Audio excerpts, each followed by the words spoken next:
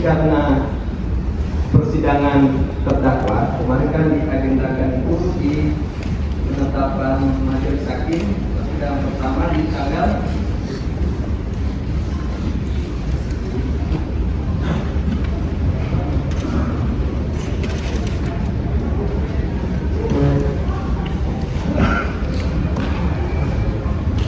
Desember ya,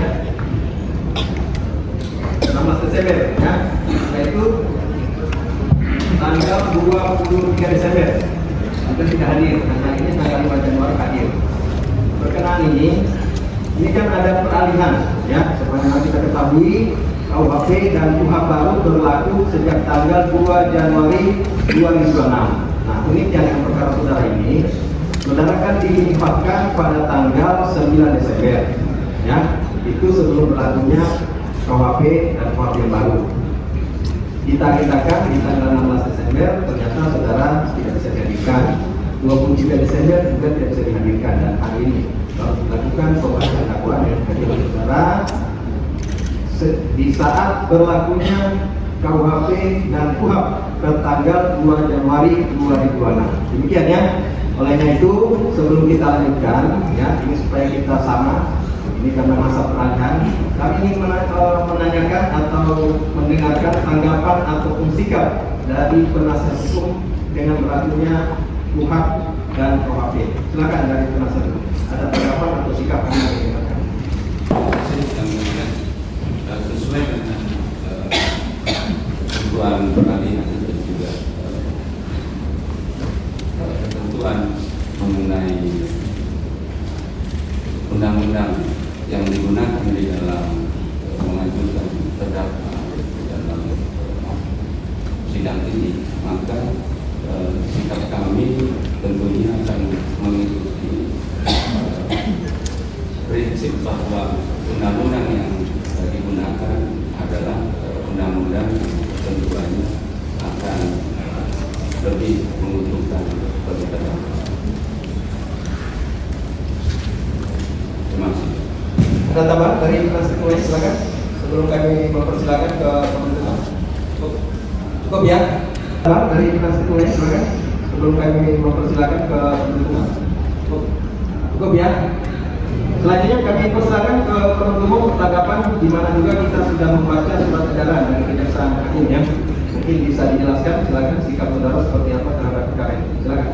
Baik, terima kasih yang mulia yang sudah kami muliakan dan penasihat hukum yang kami hormati dan kemudian pertama-tama kami mengatakan bahwasanya perkara atas nama terdakwa Nadiem Muhammad Makarim kami melimpahkan pada saat berlakunya undang-undang yang lama, sehingga dalam substansi pidana materinya kami masih menggunakan dan kami masih berpendapat tetap menggunakan Undang-Undang Nomor 31 Tahun 99 dan Undang-Undang 20 Tahun 2021, karena pelimpahan perkara di pengadilan sudah masuk tahap pemeriksaan karena sudah ada penetapan hakim dan penetapan hari sidang. Terkait dengan penundaan hari sidang adalah masalah teknis karena terkait dengan riwayat sakit si terdakwa yang hanya bisa dihadirkan di bulan Januari pada hari ini tahun 2026. Lalu berikutnya terkait dengan pidana formil pengacara, kami sependapat karena ini berlaku undang-undang pengacara akan digunakan pada saat di undang-undang baru dibukanya sidang, jadi kami tentu menggunakan azas yang menguntungkan dari terdakwa dan menggunakan hak yang baru. Terima kasih ya, Pak. Baik, jadi majelis hakim sudah menangkap ya, baik penjelasan atau pendapat dari penasihat hukum juga penjelasan dari penuntut umum. Saya kira untuk ketentuan yang mengatur tentang ancaman pidana yang diatur oleh sebagaimana yang sudah diserahkan melalui surat dakwaan dan akan dibacakan dari penuntut tetap dengan pasal dan ketentuan yang sudah diserahkan di surat dakwaan ya. Karena kan kalau melihat KUHP baru itu kan ada ketentuan lain ya.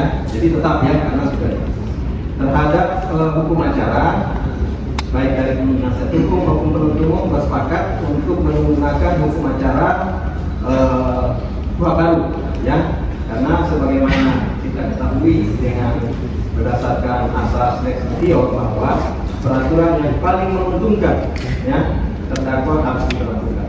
Itu ya, jika ada hal yang seperti ini, ya, tentu yang kita ambil adalah yang menguntungkan terhadap terdakwa.